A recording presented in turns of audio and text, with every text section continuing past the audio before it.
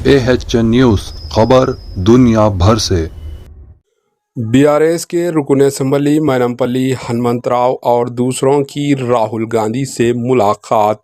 Congress party में शामिल होने के बाद बीआरएस पार्टी के एमएलए मैनमपल्ली हनुमंतराव और दीगर कायदीन ने आज दूसरे दिन दिल्ली में कांग्रेस लीडर राहुल गांधी से मुलाकात की। वाज़ेह है कि गुज़िश्ता रोज़ तेलंगाना में हुक्मरान जमात बीआरएस के एमएलए मैनमपल्ली हनुमंतराव कांग्रेस पार्टी में शामिल हो गए थे।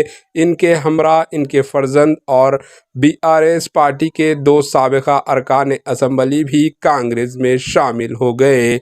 जुमेरात को दिल्ली में एआईसीसी सदर मल्लिकार्जुन खड़गे की मौजूदगी में बीआरएस रुकन असम्बली मैनमपल्ली हनुमंतराव, इनके बेटे मैनमपल्ली रोहित, साबिका एमएलए वेमला वीरेशम, भुवनगिर लीडर अनिल कुमार और नक्का प्रभाकर कांग्रेस पार्टी में शुमालियत इख्तियार की थी।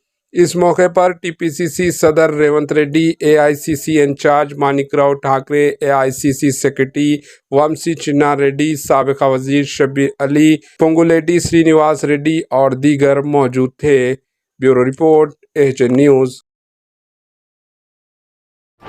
AHN न्यूज़ को लाइक करें, शेयर करें और सब्सक्राइब करना ना भूलें।